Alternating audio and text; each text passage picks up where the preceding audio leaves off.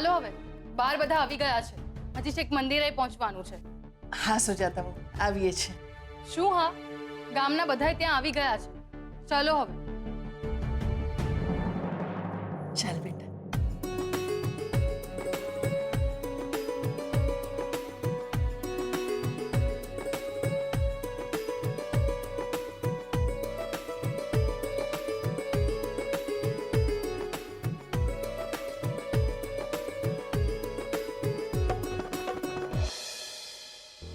મંદિરે બધી તૈયારી થઈ ગઈ છે ને? હા, મંદિરે જ જઈને આવ્યો છું. હું તૈયારીની વાત કરું છું. બધું તૈયાર છે. લક્ષ્મી આવી.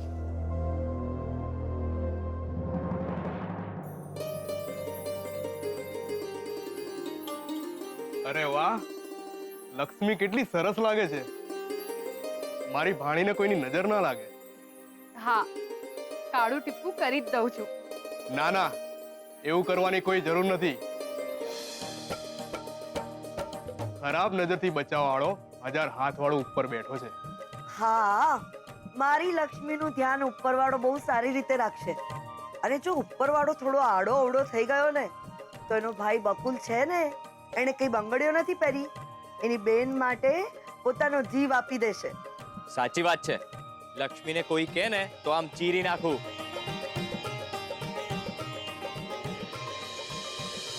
કાગડાઓ ઉકરડો છોડીને મોતી પર ક્યારથી બેસવા લાગ્યા? કાલથી બધું જુદું જુદું લાગે છે. સમજાતું નથી સર. દાળમાં કંઈ કાળું હોય તો સમજાય. આ તો આખી દાળ જ કાળી છે. આટલા ખુશ તો કદી જોયા જ નથી. અને પ્રેમ તો કોઈને જિંદગીમાં કર્યો નથી. આજે લક્ષ્મી પર આટલો બધો પ્રેમ, વાત ગળે ઉતરતી નથી.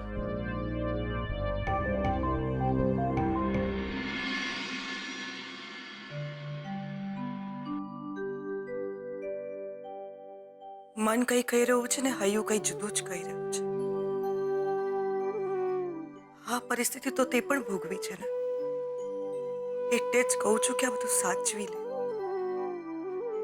હૈયામાં જે ડર છે ને, એ ડર દૂર કર. હૃદયમાં આનંદ ઉજાગર કરવાનું કામ પણ તારા હવાલે કરું છું. તું જ બધું કરીશ.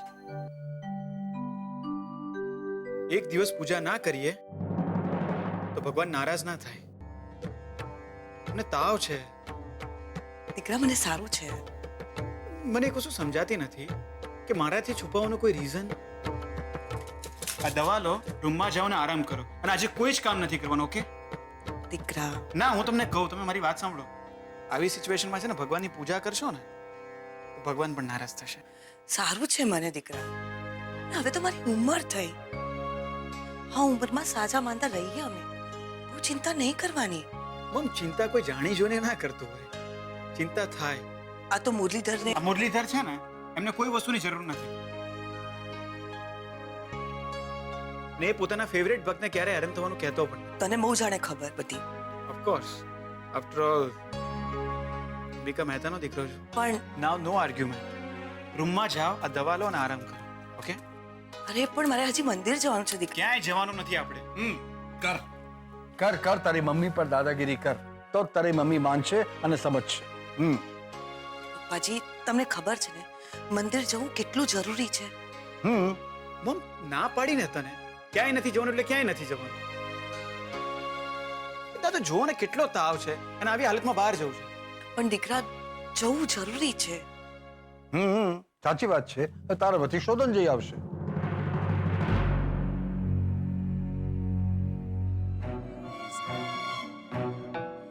છૂટે છે તમને. તમે લોકો આગળ નીકળો, હું દરવાજે સ્ટોપર મારીને આવું છું જરા.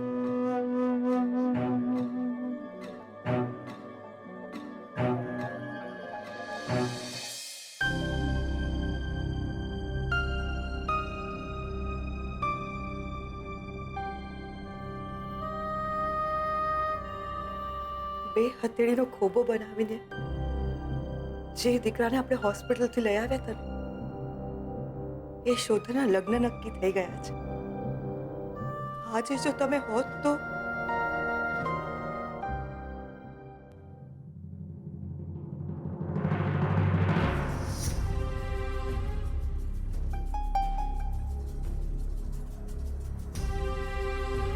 ક્યારેક એક માણસની ખોટ આખો પરિવાર પૂરો નથી કરી શકતો. અને ક્યારેક એક વ્યક્તિની ખોટ એક પરિવાર તો શું આખી દુનિયા પણ પૂરી નથી કરી શકતી.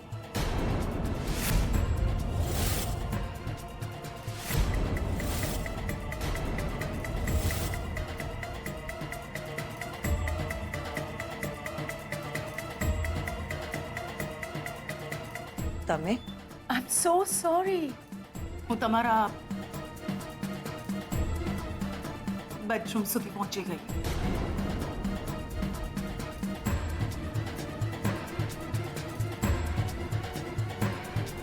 પ્રદ્યુમનના ફોટાને હાર નથી ચડાવતા તમે?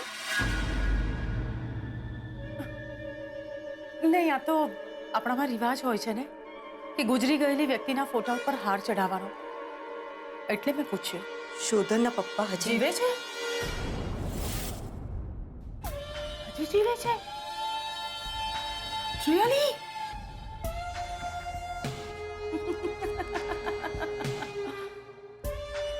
આટલા વર્ષો વીતી ગયા પ્રદ્યુમનને ગાયબ થાય. ક્યાં હશે, કેવી સ્થિતિમાં હશે, કોને ખબર. એનીવેઝ, ઘર તમારું, પરિવાર તમારો, બેડરૂમ તમારો, પ્રદ્યુમન તમારો, પ્રદ્યુમનનો ફોટો તમારો.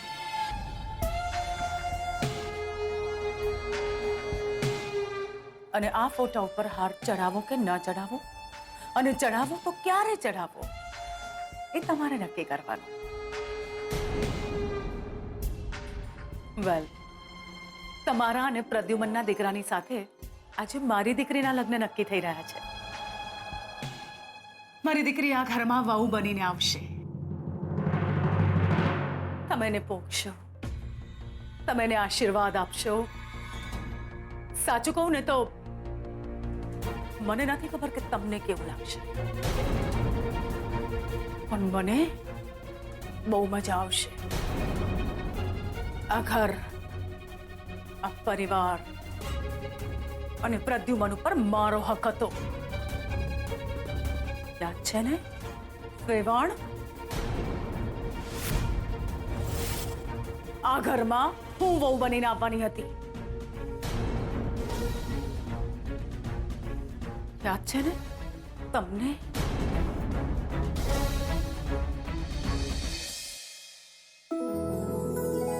હું પરણીને સાસરે આવી ત્યારથી આ ઘરેણા સાચવી રાખ્યા હતા, અને મને હતું એક દિવસ પ્રદ્યુમનની વહુ આ ઘરમાં આવશે ત્યારે હું એને સોંપી દઈશ. તું ગમે તેટલી ના પાડે, પણ મને ઉતાવળ છે તારા અને પ્રદ્યુમનના લગ્નની. અને તને ખબર છે, જ્યારે સોનાના ભાવ સૌથી ઊંચા હોય ત્યારે જ લગ્ન લેવાય, એટલે સમાજમાં પણ આપણું સારું દેખાય.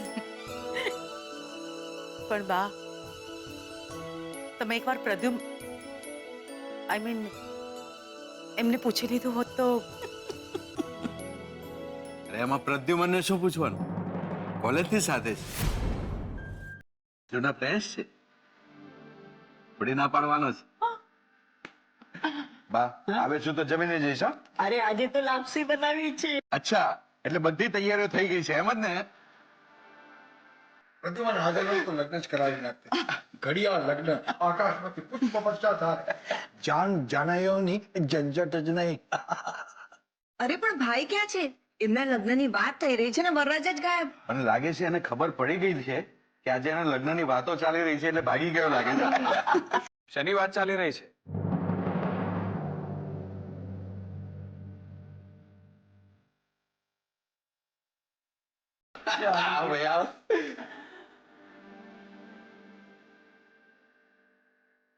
તારા લગ્નની. એકચ્યુઅલી મારે પણ આજે તમને લગ્નની વાત કરવી હતી. થઈ ધરપત હવે નકામી ચિંતા કરતી હતી. અરે મને ખબર છે ને મારા દીકરાના મનમાં શું છે. લે, શુભ કામમાં મોડું ન કરાય. સંબંધ પાકા કરવા હોય તો આજે જ મોહર મારી દઈએ, એટલે અમને પણ નિરાંત.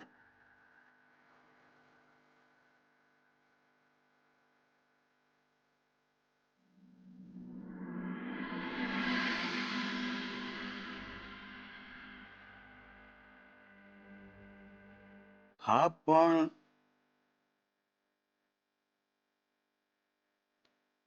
એક મિનિટ.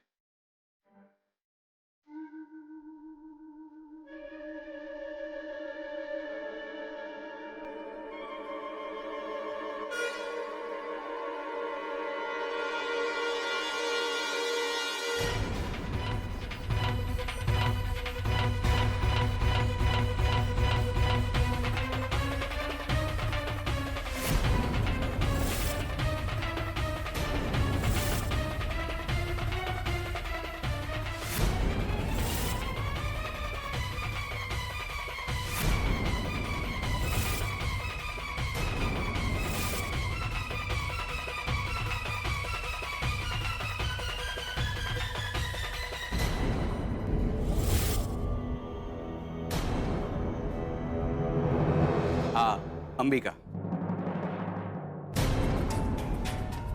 મેં આજ સુધી તમને લોકોને વાત નથી કરી, પણ હું ને અંબિકા એકબીજાને પસંદ કરીએ છીએ. હું તમને આ બધી વાત કરવાનો જ હતો, પણ થોડા દિવસ પહેલા અંબિકાના પપ્પા સ્વર્ગવાસી થઈ ગયા. તો મને લાગ્યું કે મારે અને અંબિકાએ બહુ જલ્દી લગ્ન કરી લેવા જોઈએ.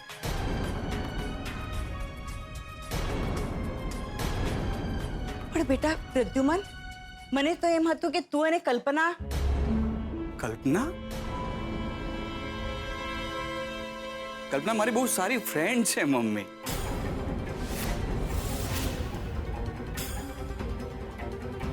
પણ મેં કલ્પનાની મમ્મીને વચન આપ્યું હતું કે કલ્પના જ આ ઘરની વહુ બનશે. અને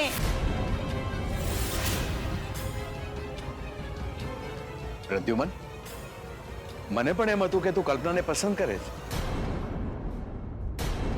હા, હું કલ્પનાને પસંદ કરું છું.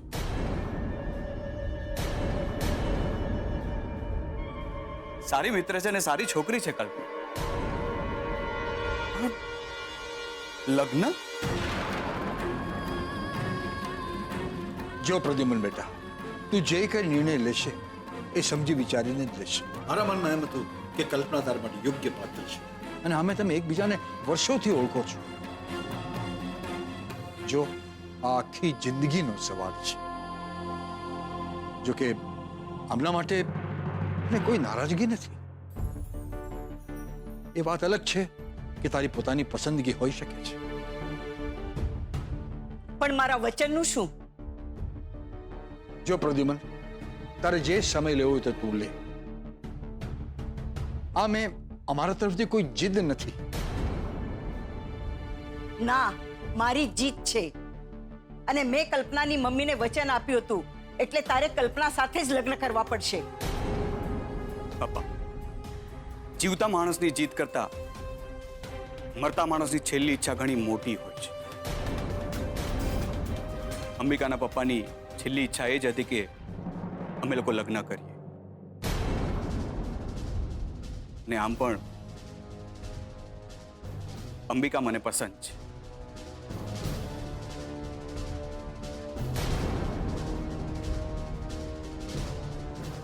તો પછી તું મરતા માણસની છેલ્લી ઈચ્છા જ પૂરી કર પ્રદ્યુમન.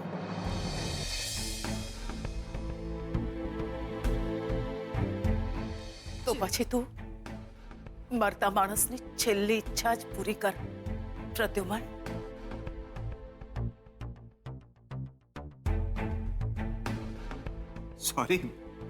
સોરી કલ્પના, પણ મને આ સોરી તે અંબિકાને કહ્યું હોત ને તો મને વધારે ગમત.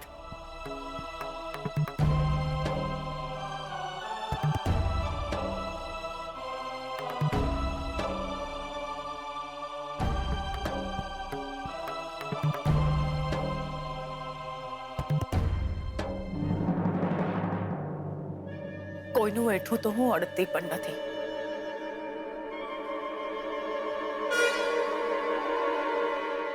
આજથી પ્રત્યુબન તારો.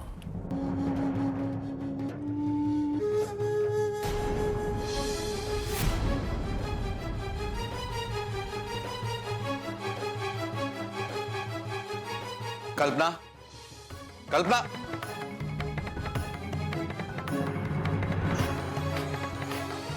જે દિવસે આ ઘરમાંથી વિલે મોડે પાછી ફરી હતી ને ત્યારે જ મેં નક્કી કર્યું હતું કે સ્મશાનમાં જઈશ પણ આ ઘરમાં ફરીથી પગ ક્યારેય નહીં મૂકું, કારણ કે આ ઘરે મારો હક હતો. તમારો હક નહીં, મારું નસીબ. હકનું મળે ન મળે, નસીબનું કોઈ નથી છીનવી શકતું. કલ્પનાબેન, સંબંધોને જોશો ને તો ફોટા પરના હારની વાત ભૂલી જશો. હું તમને વચન આપું છું કે તમારી દીકરીને એના હકનું સુખ આ ઘરમાં જરૂર મળશે. એના નસીબમાં હશે તો.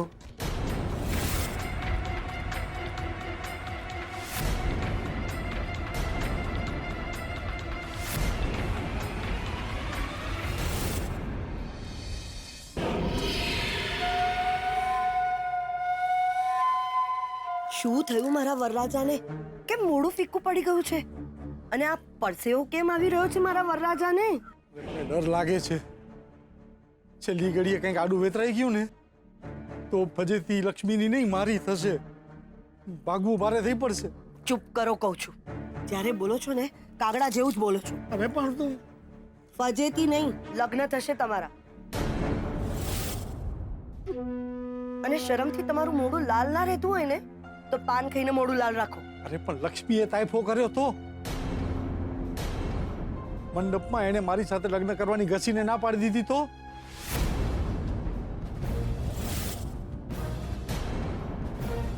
શું લક્ષ્મીના લગ્ન પ્રતાપ સાથે? કોઈ તાઇફો નહીં થાય. લક્ષ્મીની જાન આવવાની જ નથી. હા હા, તો શાસ્ત્રીજીને ત્યાં ભૂલથી કુંડળી અને ફોટો મળી ગયો હતો એટલે આ શોધનના નામનો ત્રાગડો કર્યો છે.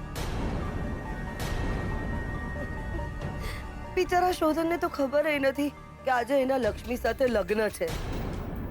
મુહૂર્ત વીતી જશે, ગામવાળા જાનની રાહ જોશે, પણ કોઈ વરરાજો નહીં આવે. અને આવા ટાઈમે હું લક્ષ્મીના નામની પોક મૂકીશ. હે માતાજી, મારી આ ફૂલ જેવી લક્ષ્મી સાથે શું કામ આમ કર્યું તે? ગામવાળા વચ્ચે મારી આવી બદનામી જોવા કરતા હું કૂવામાં કૂદીને મારો જીવ આપી દઈશ. એમ કહીને હું કૂવા તરફ દોડીશ. અરે નાના, દોડીશ, કૂદીશ નહીં. હું કઈ ગાંડી છું કે કૂવામાં કૂદીને મારો જીવ આપું? પછી હું લક્ષ્મીના નામની પોક મૂકીશ અને એવા ટાઈમે તમે ફિલ્મના હીરોની જેમ ત્યાં એન્ટ્રી કરજો અને આવીને કહેજો, આવી હાલતમાં લક્ષ્મીનો હાથ ચાલવા માટે હું તૈયાર છું.